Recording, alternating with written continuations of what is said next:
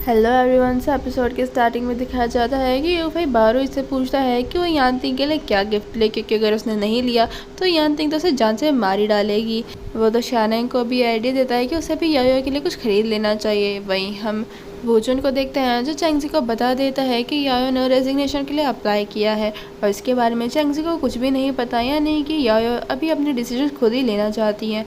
मैं उसे जो भी डिसीजन होगा फुल सपोर्ट करूँगी, लेकिन उसके पर्सनल मैटर में इंटरफेयर नहीं करूँगी। जो उसका डिसीजन होगा उसी को मैं सपोर्ट करूँगी। वहीं हम यांतिंग जो वूजुन के पास आकर उसे लड़ने लग जाती है कि यायो के कैसे रेजिग्नेशन लेटर पर वो साइन कर सकता है, जिसके बारे में यांतिंग को समझाता है कि यायो ने जो डिसीजन है वो क्यों लिया है, वो उसे सपोर्ट करे। वहीं यायो अपने सामान को अच्छे तरीके से पैक कर ही रही होती है, तभी यांतिंग उसको आकर उसे बेस्ट विशेस देती है कि वो फ्यूचर में जो भी करेगी वो हमेशा उसे सपोर्ट करेगी और जो हमारा ग्रुप और हमारी दोस्ती है वो हमेशा जैसे यहाँ पर थी वैसे ही बनी रहेगी। वो यायो को बहुत ही ज़्यादा मिस करने वाली थी, उसकी शक्ल से साफ साफ पता चल रहा था। वहीं यायो को भी चैंगजी का मैसेज आ जाता है कि जो वो अपनी लाइफ में करना चाहती है वो उसका फुल सपोर्ट उसे करेगी। वहीं जब शानैंग ऑफिस में वापस आता है तो वो यायो को ना देखकर उसके डेस्क पर उसका कुछ भी सामान नहीं था, जिसकी वजह से वो बहुत ज़्यादा परेशान हो जाता है और वहीं पर ही वह यांतिंग को देख लेता है। यांतिंग को इसे घबराए हुए देख कर उसे कुछ शक होता है, इसलिए वो उसे अपने केबिन में बुला लेता है कि जो भी कुछ उसके एब्सेंस में हुआ वो सब कुछ उसे बताए। अब यायो ने उसे मना किया था शानैंग को सब कुछ बताने के लिए, लेकिन फिर भी वो इनडायरेक्ट तरीके से शानैंग को बता ही देती है कि यायो ने रिज़ाइन कर दिया है, जिसे सुनकर शानैंग को बहुत शौक लगता है। थोड़ी देर बाद में वहाँ पर गिरन आ जाती है जो उससे अपनी लिपस्टिक मांगती है। ट्रिप पर जाने से पहले उसने शानैंग को लिपस्टिक लाने के लिए कहा था, लेकिन शानैंग को तो कुछ भी याद नहीं था। वो उसे साफ साफ कह देता है कि मैं भूल चुका हूँ, मुझे याद ही नहीं था। उसके बाद में उसे कहती है कि लेकिन इतने सारे गिफ्ट्स तो मैंने देखे हैं, तुमने बारूई के हाथ भिजवाए। तो वो बताता है कि उसे यायो के लिए मुझे पता नहीं था उसे कौन सा शेड पसंद आएगा, इसलिए मैं उसके लिए सारे ले आया। हीरन उसे बताती है कि तुम्हें तो पता चल ही गया होगा कि यायो ने रिज़ाइन कर दिया है, वो इतना प्रेशर झेल ही नहीं पाया, उसने खुद से रिज़ाइन कर दिया। जिस पर शानैंग भी बोलता है कि हाँ मुझे सब कुछ मालूम है। वहीं हम यायो को देखते हैं जो उसने नई जॉब के लिए अप्लाई कर दिया था। वो अपना रिज्यूम बनाकर अलग अलग लॉ फर्म में सबमिट कर देती है। घर पहुँचते उसे कुकिंग की आवाज़ें आ रही थी और उसे पता चल जाता है कि शानैंग वापस आ चुका है। वो उससे पूछती है कि तुम यहाँ पर क्या कर रहे हो, और देखो तुमने खाना भी जला दिया। चलो कोई बात नहीं, मैं तुम्हारे लिए दोबारा से खाना बना दूँगी। जिससे देखकर शानैंग भी उसे फुल सपोर्ट करता है और उससे नहीं पूछता कि उसने क्यों रिज़ाइन कर दिया। लेकिन यायो को ये जब बिल्कुल भी अच्छा नहीं लग रहा था, वो खुद ही शानैंग को सब कुछ बताना चाहती थी, इसलिए वो उसे बता देती है कि मेरे हाथों से iOS गुम हो गया था, इस वजह से मैंने रिज़ाइन कर दिया, क्योंकि जो भी कुछ हुआ वो मेरी वजह से हुआ।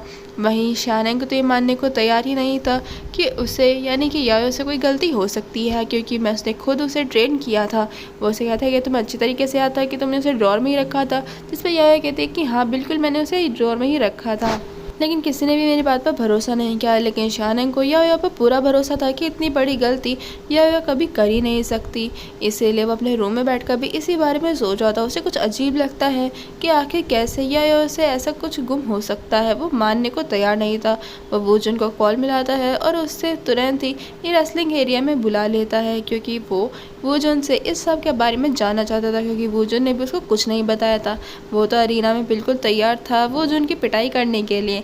वूजुन जब आता है तब उसे समझ में आ गया था कि आज तो उसकी खैर ही नहीं है, क्योंकि उसने शानैंग को कुछ बताया जो नहीं था, लेकिन उसने यायो के कहने पर ही उसे नहीं बताया था।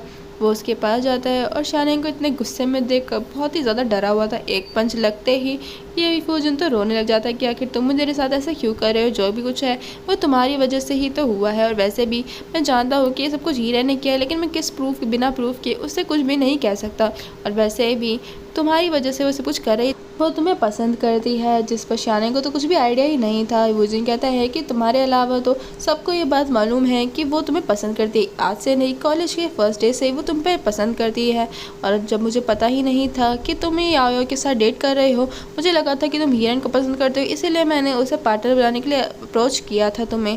लेकिन अगर मुझे ज़रा सा भी आइडिया होता कि तुम यायो रिलेशनशिप में हो तो मैं कभी भी हीरन को इस तरह का ऑफर नहीं देता। जिसे सुनकर वूजुन से शानैंग बोल देता है कि जो भी रायता फैलाए उसे जल्द से जल्द समेट दो।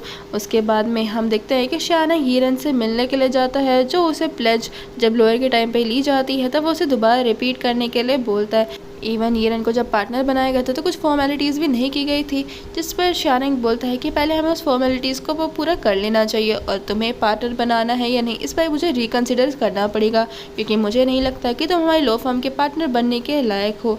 जिस पर ईरन को बहुत ज़्यादा बुरा लगता है कि आखिर शानेंग ऐसा क्यों बोल रहा है। तो शानेंग उसे प्रूफ दिखाता है कि जो गलती वो याओ के नाम पर कर रही थी वो याओ ने की ही नहीं थी, बल्कि लेट नाइट ऑफिस में जाकर जब सब लोग चले गए थे तब हीरेन ने खुद ही जाकर उस ड्रॉर में से आईएस निकाला था, लेकिन सिर्फ जाते वक्त ही हीरेन की वीडियो थी। तो ये शानेंग उसे कहता है कि चलो फिर फिंगरप्रिंट तो उस पर होगा ना, अगर तुमने आईएस नहीं निकाला है तो उस फाइल पर ज़रूर तुम्हारे फिंगरप्रिंट्स नहीं होंगे, लेकिन अगर मिलते हैं इसका मतलब तुमने ही उस आईएस को निकाला है।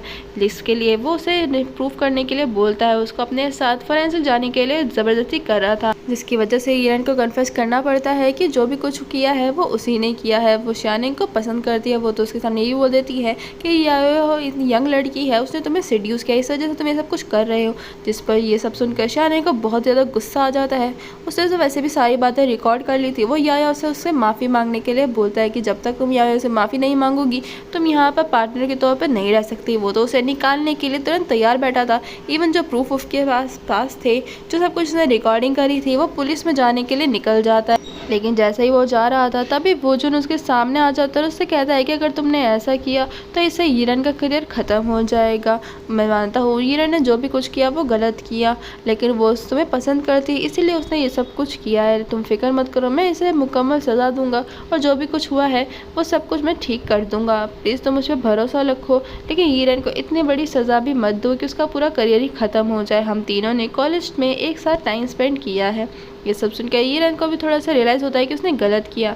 वही शानेंग जब याओ के पास जाता है तो उसे वो सारी बात बता देता है कि किस तरीके से ईरन ने उसके साथ धोखा किया था।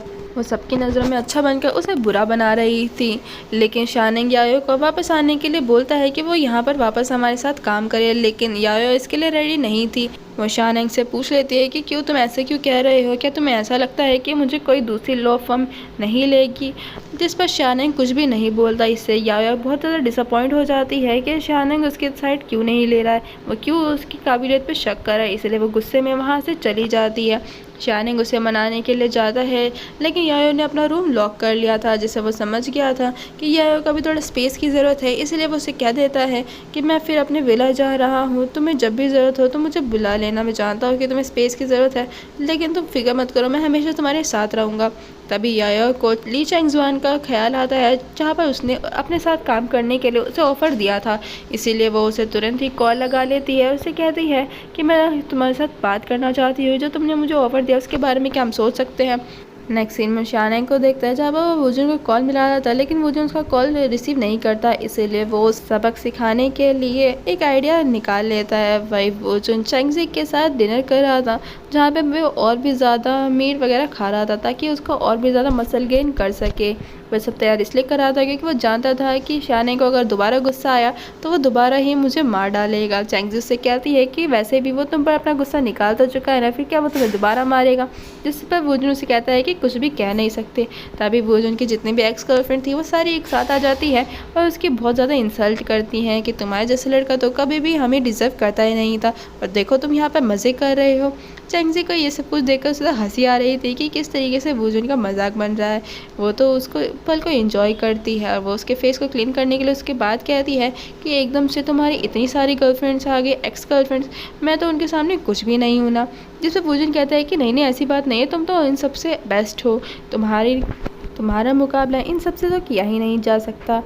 चैंगजी भी जानती थी कि वोजुन उससे कितना ज़्यादा प्यार करता है, इसीलिए वो बस उससे मज़े ले रही थी। वो उससे कहती है कि तुम्हारी सारी एक्स गर्लफ्रेंड्स अचानक से एक साथ आ गई, ये कोइंसिडेंस तो नहीं हो सकता। वो इशारा कर रही थी कि ये सब कुछ शानेंग का प्लान है। वोजुन भी इस बात को समझ जाता है कि सब कुछ शानेंग ने किया है। वो कंफर्म भी इस बात से कर देता है कि शानेंग ने उसे मैसेज करके जो बता दिया था कि देखा तुमने मेरा कॉल रिसीव नहीं किया था तो ये उसकी सज़ा है तुम्हें। जिसके बाद वो मन ही मन कहता है कि मुझे शानेंग से थोड़ा बच के रहना पड़ेगा ना, वरना इसकी वजह से मेरा रिलेशनशिप ज़रूर खतरे में आ जाएगा। ये सब सुन के तो चैंगजी को हंसी आ रही थी कि शानेंग और वो दोनों एक दूसरे के कितने ज़्यादा क्लोज हैं, क्योंकि शानेंग के पास सिर्फ एक ही दोस्त है जो वोजुन है, और वो उसी पर ही अपना गुस्सा प्यार सब कुछ निकाल सकता है। नेक्स्ट सीन में वोजुन ईरन को अपने पास बुलाता है उसे रियलाइज़ कराने के लिए कि जो उसने किया वो कितना ज़्यादा गलत किया।